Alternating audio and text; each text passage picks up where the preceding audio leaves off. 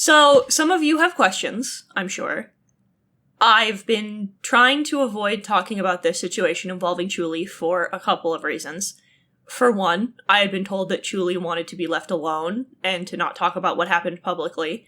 Another was that I was manipulated and turned against her by Avi Haltman. And lastly, in the echo chamber that was the SCC, I had those beliefs confirmed and enabled by the people around me. This should have been addressed sooner, but I had very real, very scary things happening in my own personal life that demanded my attention before this. On top of that, I've been in therapy for a few months now, and with distance from the situation came clarity both about my own actions and about the actions of those around me. So I'm going to take accountability for the part I played in Chuli's pain over the past few years and my hostility in general, because I've said before, intention does not mitigate impact, and I had an impact. I will be explaining why these things happened, but I want it noted up top. They are just that. They are explanations. They're not excuses by any means. It's important to me that context on my side is given, but it does not erase what happened, and I don't intend it to come across that way. I just want you to know what happened. So I have a hair trigger for aggression, which was very greatly exacerbated during my time in the SCC. I would see something that would trigger me, and I'd act upon it in rage. I was far more hostile than I ever should have been. This is something that overshadows a lot of the wrong I've done in some shade or another. I see something that causes problems, I fly off the handle, and as a result, I end up hurting people. To Fran, I'm sorry for berating you the way I did. You were young, your actions did not warrant the level of vitriolic language I used in making those videos about the first Spoctor allegations in 2018. You need somebody to come to you and explain what the issue was with your video in private. You didn't need the dog pile, and I'm sorry. To Safi, I wanted to apologize for making your story public before you were ready to.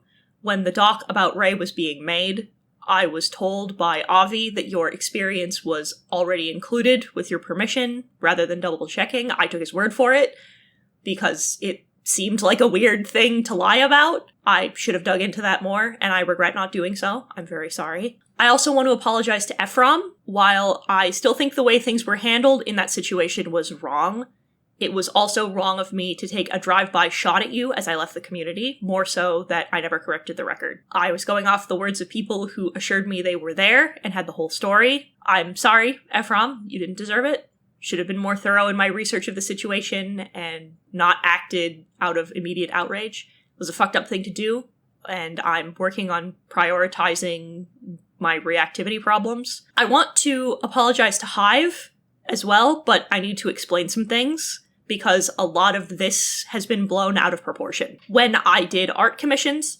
I've made it clear in both streams and social media that you would have to submit an application through Google Forms because it was the easiest way for me to keep track of commissions I had. I have said over and over that my commissions are structured the way that they are because I have memory issues and I didn't want to take somebody's money and forget. Hive circumvented that after I had told him and after he had filled out the paperwork to pay me via Twitch donations.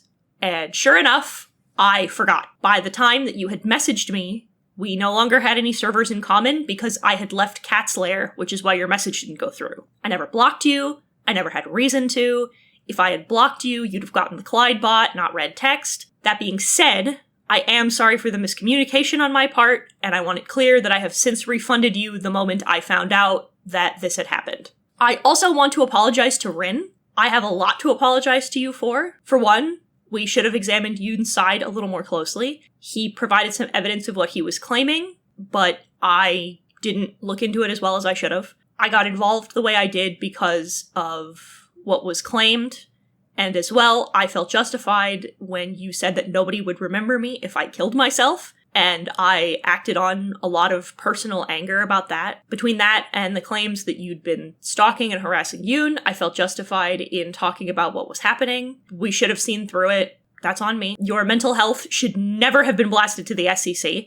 You should not have gotten to a point where you felt like you needed to dox your medical forms in order to prove these things. I'm so sorry if I had ever contributed to that. For what it's worth, Upon request, I did try to contact Yoon in order to come back to answer for what he had done, as we have personal messages together, but he never got back to me. And if you're watching this, don't come back and deal with your shit. Don't talk to me ever again. I also want to apologize for misgendering and dead-naming you. I'm trans myself, and it was never my intention to be transphobic. I knew you when you were your dead name, and before you went by he, him pronouns. We didn't interact very much, and you changed your name and your preferred pronouns quite a bit, and because we were not close and I didn't know you that well, I just kind of leaned into the things I was used to. I'm sorry about that tremendously. I should have paid more attention. So I've stopped taking my outbursts public, and I've been having these conversations about the spur-of-the-moment thoughts I've been having with friends. I've made mistakes, and I'm learning and changing. This is my adaptation for it, because some things just don't need to be public. My default response is always going to be fight. I get angry and mean with people who have hurt me, and it's a trauma response that I can't stop, but I need to have better control of. So I want to apologize for a couple things more, namely that I haven't and still won't watch videos on me. Accountability is important, but my mental health and my safety matters more to me. It's why I deleted my social media. Having my mental illness mocked, having abuse hurled my way on any platform I had made me a danger to myself. So, on the advice of several therapists that I saw in IOP, I'm not exposing myself to more of it. The response I had to your original videos based on things relayed to me by others naturally made misinterpretation easy and outright lies. I was used as a weapon against you thanks to blind loyalty, and it was effective. And I'm sorry, I don't have an excuse for that. To Chuli in particular, I want to apologize for quite a few things. I've apologized to you 3 times. I will do so again. But I want to elaborate more on my end of things this time. The response I had to your original tweets and videos was based on things relayed to me by other people. I never willingly sought out anything about you myself after our original argument about Eugenia Cooney. I went so far as to block you because we never got along, and at the time, I didn't like how you pressed for my former friend's private information. I'm to understand that I was wrong in that thinking, and I had totally misunderstood what you had been asking for in the argument. You weren't asking for private information, you were asking for alternative solutions. It's relatively small compared to everything else, but I wanted to correct that on my part since I claimed otherwise. After that point, I didn't hate you, but I will admit I didn't like you. Avi saw that and would bring you up in calls more often. He was one of the people that initially told me about the Faghost video. I came into that half-cocked and entirely uninformed. I didn't do my own due diligence, and I was very confused with the video that was posted, and I misunderstood a lot of things in that video, which were corrected for me later. But I saw you tweeting about Faghost and going into old group chats to remind them to leave, and all of the comments that were made, I snapped.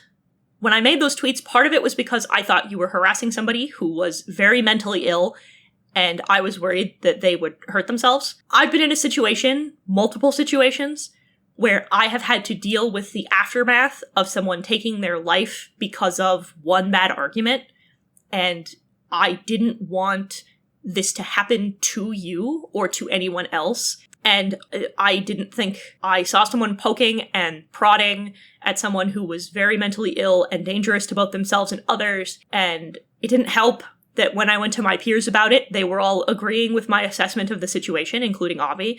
I didn't know this at the time, obviously, but Avi, to that point, had been close to you, enough so that I found out he was playing both sides of that conversation. He was actively in DMs telling you that I was a bad person, that I was doing things wrong, while he was in call with me, telling me that I was right, and that you were a danger. Avi was one of the people in the server who had the ability to stop me, who knew what was going on, and never did. In fact, rather than correcting me, he participated in the victim shaming that followed. I need to stress that in sharing this, I am not trying to pass off blame. I just want to provide additional context as to why things turned out the way they did on my end. What I did is what I did. Avi did not make me do that. I just wanted to make the record known that he did encourage and lie to me while I was already activated. In my tweeting about Faghost, I questioned the pain that they inflicted on you. I called you a bad victim, and I tone policed you in the same way Spocker did to me. My original intent in my tweets don't matter, so I'm not even going to try to explain those. They impacted you negatively, and in my anger, I victim shamed and tone policed you. And I made it much harder for you to speak up about the horrible things you experienced, not just from Fagos, but from the community. I don't need to provide context. I shouldn't have done it. There was no context in which that was appropriate. I let my anger get the better of me, and that was wrong. It was deeply fucked up. I'm tremendously sorry. After the Fagos tweets, Avi told me a lot of things in calls and in person when he was in my home, which were claims that you abused him, to the claim that you were coming after me as hard as you were because you were jealous that he was hanging out with me and my friend group as opposed to you. He said often enough that the people in the friend circle believed, which is why when Nezzy made his tweets about you, he framed it as you being jealous that he was dating Avi. Avi claimed abuse, and that was ultimately what poisoned the well for me. But in hindsight, he didn't offer very much evidence. He offered screenshots, but they were not very good.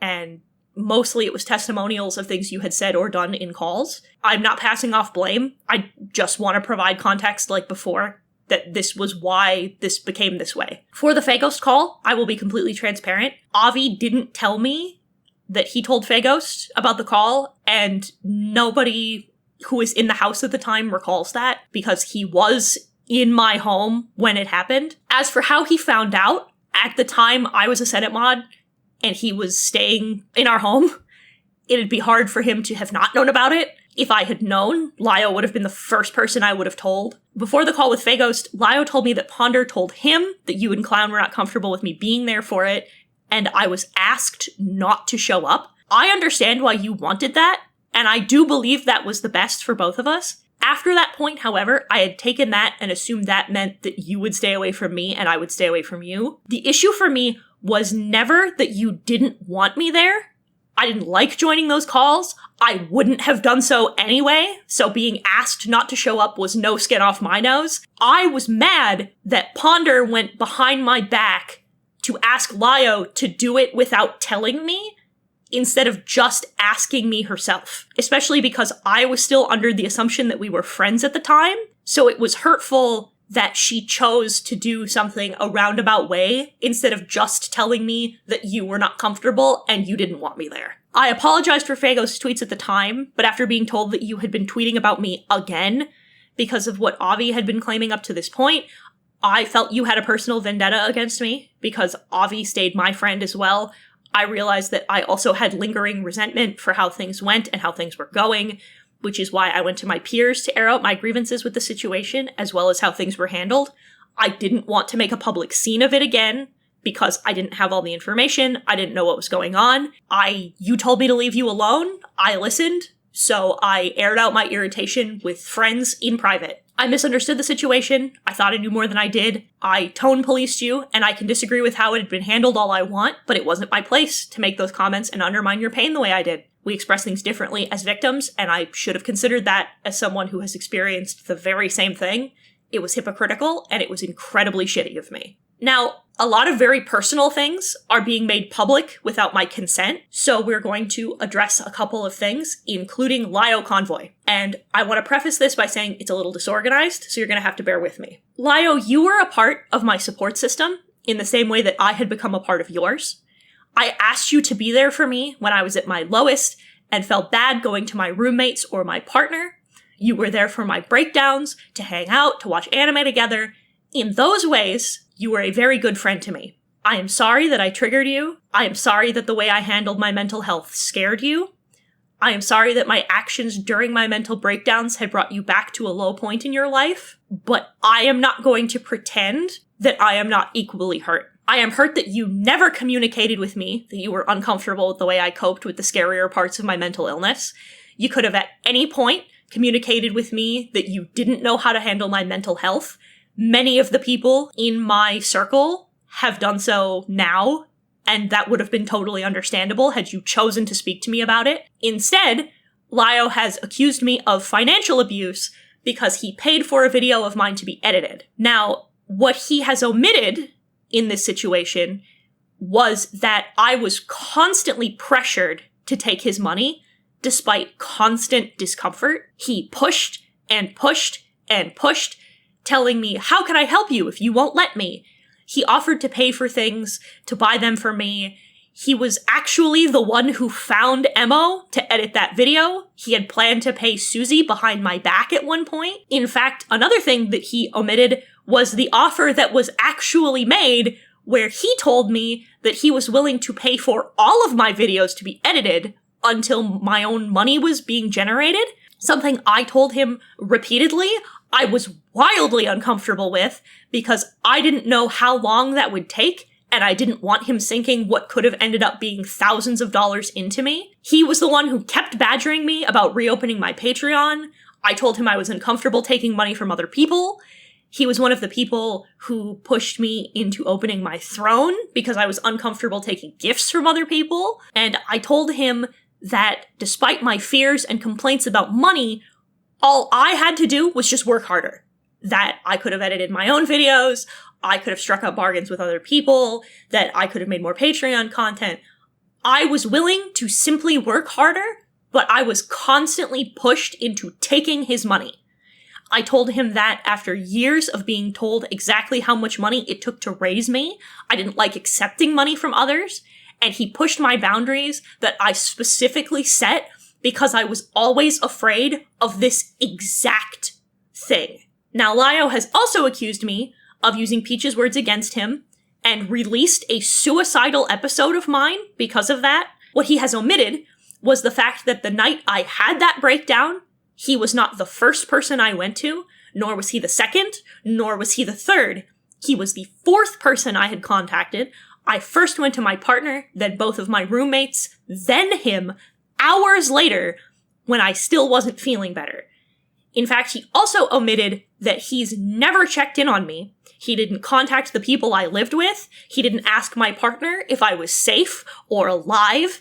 Instead, he decided to go to my partner to demand to know why Brooke and Justin weren't calling a 5150 on me, which is a California law code and did not apply to the state I lived in, while Justin was actively holding me on the floor as I was breaking down after I had been removed from my home in handcuffs because of another incident that Lyle caused. He went to the SCC courthouse to ask other friends of mine about where I was, if they had my address, instead of going to the people who lived in my house. He never asked if I was okay.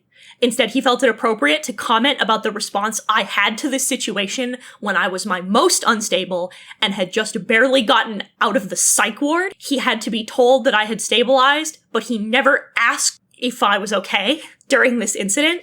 He has also omitted this was not the first incident of me breaking down in this way. In fact, his words to me were that he would never go to Chuli with my delusions because it would be fucked up of him to do so. That I could trust him with my safety, that he was a safe person to vent to when I was breaking down. He also talked to me frequently about his own struggles, which made me feel like he was trustworthy.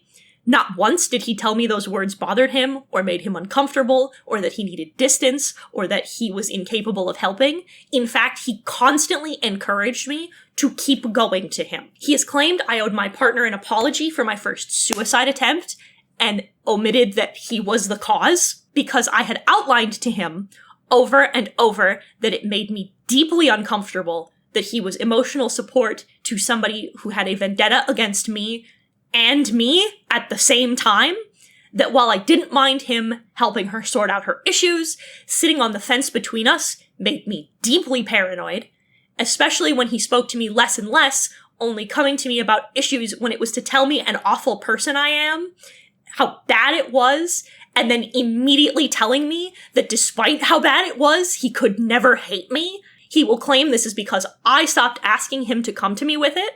What he is going to omit to you is that he would continue to withhold information from me when I asked. He forced his way into this dispute between us and then vanished from my support system after promising me that he would not do that. I made these fears crystal clear to him because he was the one who exposed Avi to us. He was the one who told me Ponder had been screenshotting my private event spaces and praying friendly to my face for years. He was the one who told me Yoon had dumped our DMs when I went to him for my anger. I was deep in the throes of paranoid delusions, actively believing I was being recorded in every call, that every friend was leaking information. I told him this. All of this. I was honest and open about my fear, telling him when he asked exactly what my problems were. And what did he do? He told me I wasn't making sense, that he didn't understand what the problem was. His frequent response to my paranoia and heartache and fear was, "Have I ever given you a reason to distrust me?" When I was actively telling him why I distrusted him, and I snapped. It was months of me telling him exactly why I couldn't trust anyone, let alone him. I was so afraid that yet another person was going to betray my trust and take advantage of me after I had been told that some of my closest friends, someone that I had called my brother, was actively shitting on me and poisoning me against other people. I was terrified. I was sobbing so hard I couldn't breathe. I was scared and weak and vulnerable, and the first time that he gave me any information in months was to tell me that no matter what I said, no matter what I did, no matter how I groveled and begged and pleaded, that all of the times I was manipulated into hostility and my friends' deep violations of my trust were going to be released to the public with the sole blame set on me. I was then put in the headspace that I had to kill myself or self-injure in order to be forgiven. I cracked, and I attempted. I didn't want to talk about this, but everybody else is very comfortable airing out what happened, so now you know from my mouth. And for all of the talk he had about Justin not calling the police for my second attempt, he didn't for my first. If he said he would, he hesitated because he was told that I was afraid of going to an institution, and during the second attempt, that didn't matter, apparently. Now, I am being told that it was wrong of me to tell my roommates and my partner that I was suicidal, that I had attempted to kill myself, that I was actively self-harming, that I was delusional, and that I believed that that was the only solution. I am told that this was to manipulate him by threatening to show him my self-harm. First, never once did I say that.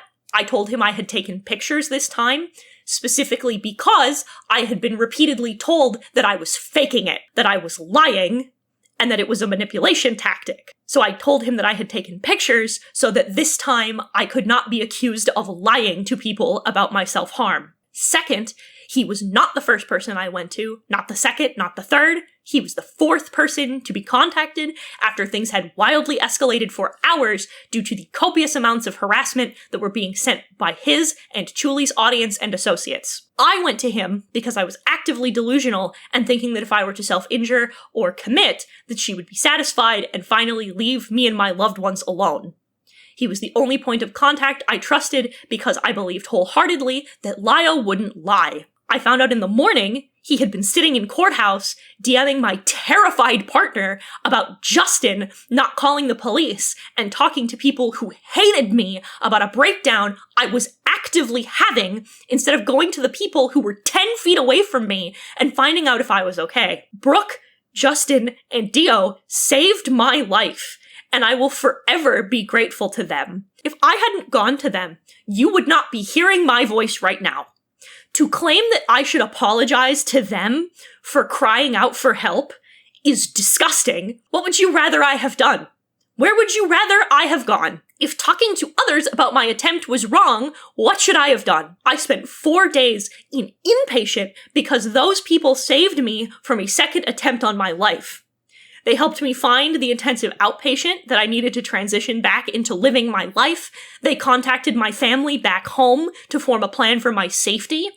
It is monstrous of you to have the temerity to show the public a moment of suicidal ideation when you begged me to trust you, tell me that I should apologize for trusting you in the first place, and justifying it because of a cat meme and a joke on Blue Sky when you never once in weeks went to a single person in my life or to me to so much as ask how I was doing after that last breakdown.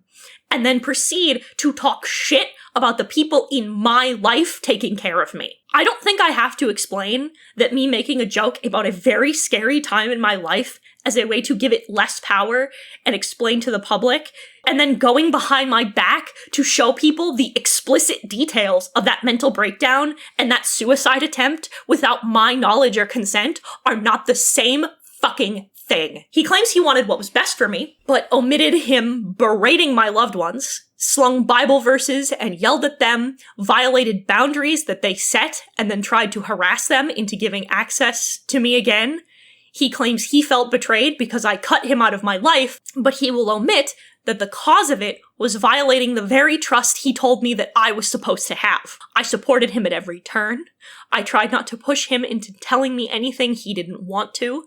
I only ever assured him that if he needed anyone to talk to, that I was there. I never made him feel guilty for trusting me because I never had to. I showed up. I let my actions do that. I loved him like family, and it feels like that's what he wanted the whole time. No matter how you feel about me, or the people that used to be around him, Lio has proven to not have the emotional or mental capacity to handle someone else's mental health, not when his understanding of it is rudimentary at best. If you are going to interact with him in the future, know that at any given minute, you will not be told everything. Information will always be withheld from you. You will never be able to know if he has told you something, because the moment he decides you are no longer worthy, everything is on the table. After breaking my trust and removing him from my life, his immediate response was to commit a greater violation of my privacy than any of the people that he had told me were monsters, and I don't know how long he would have kept that from me. How long before he told me that he went to the very person he promised me over and over he wouldn't tell? How long before he told Justin what he was saying about him behind his back? Was he going to use my attempt as a gotcha against me in a call he wanted to have? This was someone who had, days before, assured me that I was his closest friend and someone he loved. Someone he promised he could never hate. If I am not safe, neither are you. This is where I have to issue another apology. Upon realizing what Lio had done, I panicked and went to Aaron Tempest, owner of the courthouse, to ask him to take the screenshots down. He has since told me he was hurt by this request to abuse his moderator powers for that, and I'm sorry. On the note of my violated privacy, I found out via multiple sources that a shit ton of my private conversations were leaked by friends behind my back. 2 June handed over my DMs, Doodletones gave up the Cloud Palace's vent chat, and also scraped my private server without my knowledge or consent, which they immediately jumped on, and Pondersprocket took screenshots of my vent channel. Trying to scrape as much information on me as possible like this is excessive and creepy, and further solidified when I had been told that Chuli had been going around trying to find out my address. I was told that this was to have a wellness check called, so I want to acknowledge that, but I'm going to be honest, I do not believe that it is for altruistic purposes, that they want all of this private information on me. Am I accusing them of trying to dox me? No. I am not accusing them of trying to dox me. I am, however, saying that I cannot trust someone who has publicly said that, quote, my privacy goes bye-bye, has positive intent to have deeply personal information about me, including my address. I have been told that my DMs were all right to be made public because these things were established as acceptable to the community. However, I was lambasted in 2018 and harassed repeatedly because I had violated an unspoken rule that we weren't allowed to leak the very same thing. Because things said in vent chats were not supposed to be held against someone. That releasing private DMs because of a slight was still wrong. It is hypocritical and inconsistent. Those were private spaces where I was repeatedly assured that they were safe to let out spur-of-the-moment anger and emotional outbursts. I only ever did these things in private because of that fact. All of these people knew me well enough to know that my trauma response to hurt is not sadness, but anger. And I was told that venting in private was the alternative to airing spur-of-the-moment grievances in public, so that's what I did. I have been reassured of this repeatedly in therapy, that that is the best method to control this response. I am sorry for the contents of those messages, but I am not sorry for choosing to go to the people I trusted to vent about the situation. Venting how I felt in private or to individual people about how I felt is the safe, emotionally mature action, And despite me venting, I never once prevented people around me from being friends with or associating with anyone I spoke about. I never made anyone pick sides. I never said they couldn't talk to her. I never said they couldn't help her. I had been friends with people who were friends of hers, and I have never once told them to stop being her friend. I've talked about how I felt in private and only spoke up about how I felt when provoked by somebody asking me how I felt or when she said something about me publicly first. If anyone had any issues with the way I spoke about her, I was never told. And I'm tired of being told that I was supposed to be a mind reader and stop doing things when nobody ever spoke to me about it. Various people have insinuated that my claims of self-harm or suicidal ideation or my hospitalization are fake, and quite frankly, that's disgusting and fucked up of you to imply. You don't know me, you don't know what I'm going through, and that's part of what got me to where I am in this situation. Taking me out of it, it's disrespectful to my roommates, who had to confiscate the items I could have used to hurt myself. It's disrespectful to my partner, who sounded the alarm immediately the moment he realized I was going to attempt. And it's disrespectful to every single person who sat there and helped me through my breakdown. The only way I can prove that these things were to show you my new scars or my discharge papers, and quite frankly, that's not happening. I've had my mental health trivialized, and I'm not adding more fuel to that fire. You'll have to take my word and the word of the people who made sure I was hospitalized. Another disgusting accusation that has been shifted around in the background, and that I'm going to completely flat out deny, is the comments about what happened in the Cloud Palace. Now that the entirety of the Cloud Palace has been released by Susie, there is an accusation that I and other members knew about Vigelsio's friendship with V Omega before the events of Cloak and Dagger because of something Tippy mentioned in a different part of the server in a thread. This accusation against me specifically comes because I posted a reaction to a comment that Avi made underneath Tippy's. And a few things need to be outlined about that. First of all, I was barely active in Cloud Palace. I usually only spoke when someone else told me something was being said that I had input on, or if I was directly tagged and asked a question. Second, I never spoke in that thread in question. I only posted reactions to 2 posts. The one made by Avi, and the one made by Luxter 2 hours later. Avi's pertained directly to something that Rachel Mills said about me that he had to tell me was posted because, again, I was never in Cloud Palace. Third was that Tippy's post was spoiler tagged, meaning I wouldn't have seen it upon opening the chat. Fourth, all these messages occurred as I was setting up for stream. My priority before streaming isn't reading up on Cloud Palace drama. My priority is setting up for stream, especially because streaming takes a lot out of my social battery. My streams tended to be between an hour and 30 minutes to 2 hours because they took so much out of me. That was when I reacted to Luxter's message. Additionally, I am infamous in my social group for not reading messages. It's caused a good number of problems, and it's a bad habit I need to fix, but it also means I don't read every message in a thread where the only comment about me is the source of my attention. I find it a little wild that literally every single problem that anyone has with me is that I am a hothead who jumps into things without thinking and causes a huge scene. Except for this one particular instance where I didn't, and then waited years to actually get upset about it in real time where people could see and hear my first reactions. Quite frankly, I had no attachment to Tippy or Vigelsio. If I had seen the message in question, there is no reason for me to not blow up about it. Which I did do the moment I found out. As much acting work as I have done, I am not that good an actor that in those calls I could have pretended to not know. In summation, this accusation boils down to me putting a reaction to a post beneath a post I couldn't immediately see, that another person had to tell me was being posted because it was directly about me, in a thread I never spoke in, which was in a server I wasn't active in, going against everything my character has been accused of being, and feigning surprise in real time so well that dozens of people who were close personal friends, including my partner and the people I lived with, so well that they couldn't tell I was lying. Naturally, I think it's a disgusting accusation that's being made so lightly based on shoddy, uncertain evidence, and putting that shit on me is vile, and you should be ashamed. I realize now that this community has been full of hypocrisy and snakes from the very beginning. I believed that there were good people here,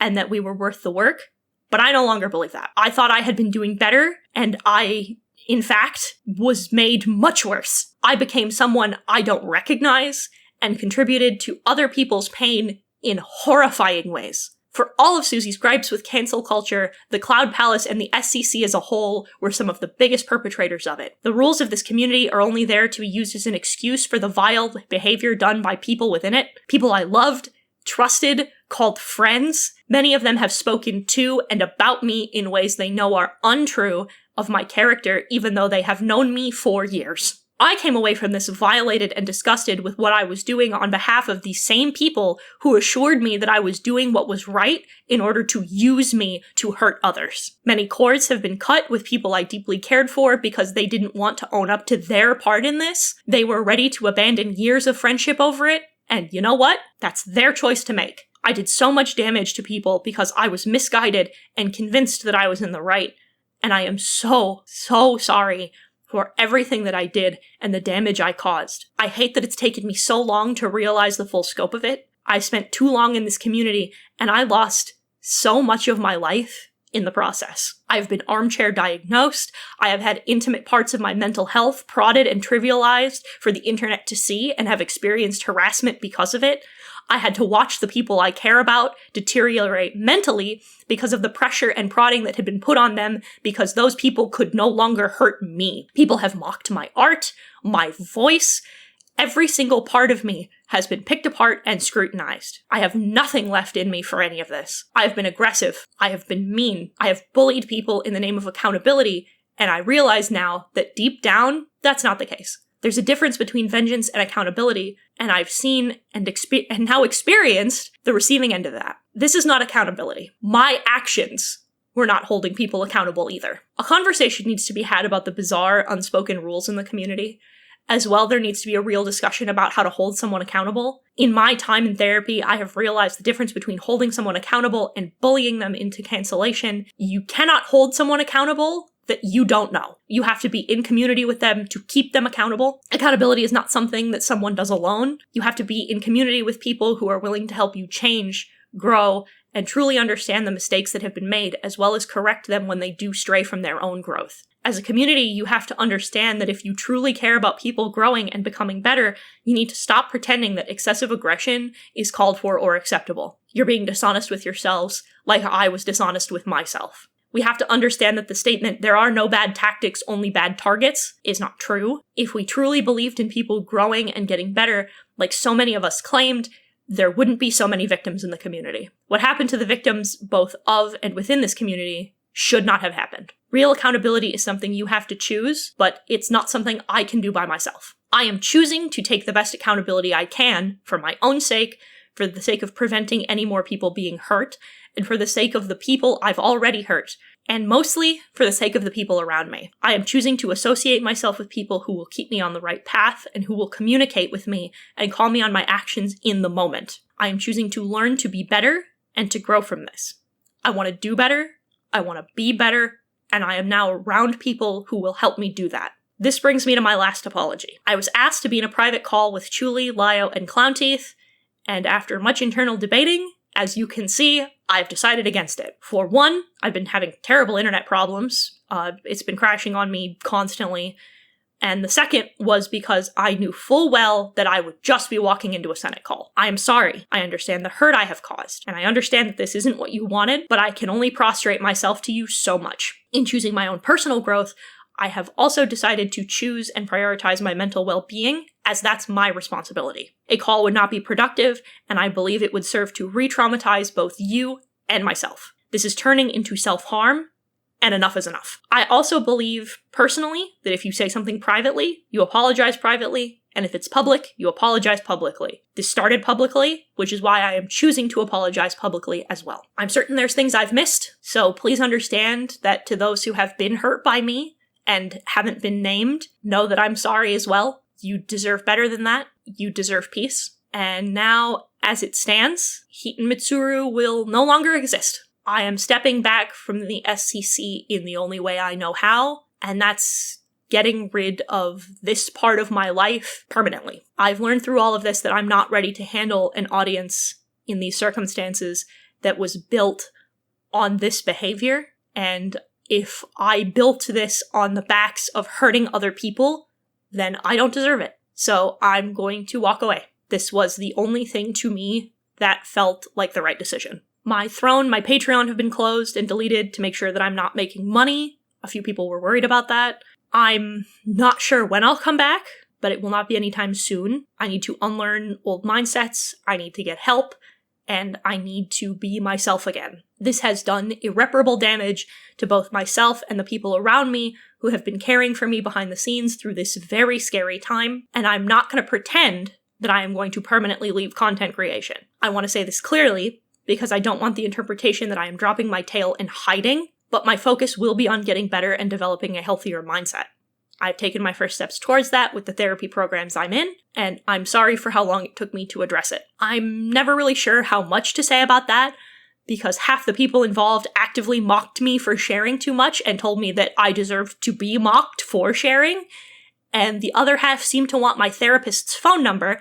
So I'll say part of what took so long was establishing that infrastructure. Believe me or don't, I am choosing to walk away for now, but not permanently, as quite a few people have tried to disappear and then reappear without letting anybody know in an attempt to hide, and I'm not one of them. I'm going to go away for a while so that I can get better, so I can be better, so I can heal, and so can all of you, and I'm going to build something from the ground up, because if I'm going to be better, I should build upon better foundation. But it is important to me that this not be done in secret, or that it be considered subterfuge. I want to be transparent about that. You'll know it's me. I'll be under a new name, but you'll know it's me. For now, I wish you well, and goodbye.